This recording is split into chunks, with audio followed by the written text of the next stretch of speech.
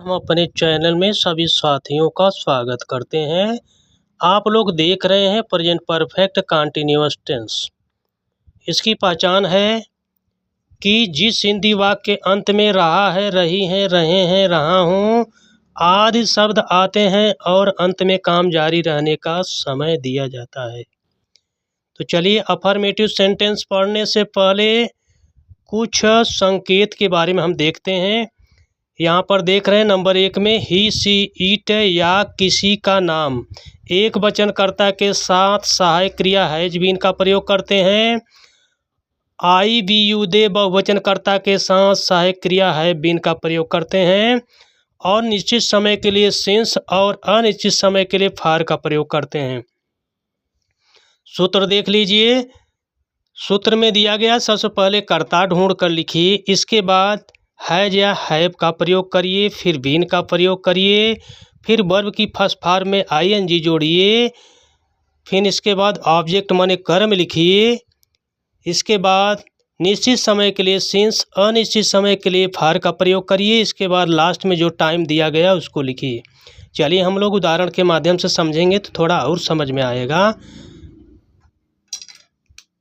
देखिए यहाँ पर हिंदी में वे सोमवार से विद्यालय जा रहे हैं।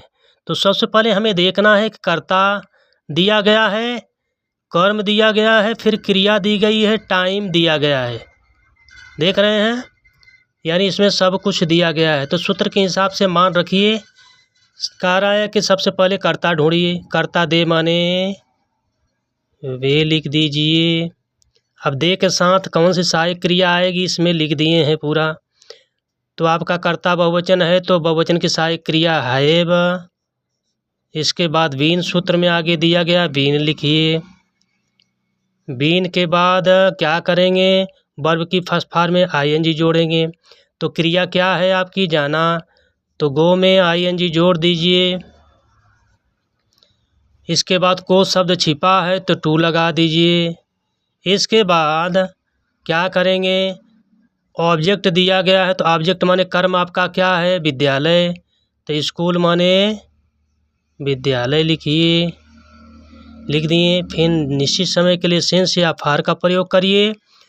तो क्या करेंगे, सोमवार से, सोमवार निश्चित है तो सेंस का प्रयोग करेंगे। निश्चित समय के लिए, अनिश्चित समय के लिए आपको अगले वीडियो में बता दिए हैं, देख लीजिएगा तभी समझ में आएगा। चलिए सेंस, सेंस हो गया। इसके बाद टाइम दिया गया है, टाइम क्या है, सोमवार, तो क्या करिए, सिंस मंडे लिख दीजिए। हो गया। अगला उदाहरण देखिए, कर्ता दिया गया है, कर्म दिया गया है, क्रिया नहीं दी गई है, टाइम दिया गया है। तो सूत्र के हिसाब से आप लोग मान रखिएगा इसकी अंग्रेजी क्या होगी। चलिए 2 घंटा दिया गया है तो आपको बता दे रहे हैं 2 घंटा में आप फार का प्रयोग करिएगा, अनिश्चित समय है। धन्यवाद।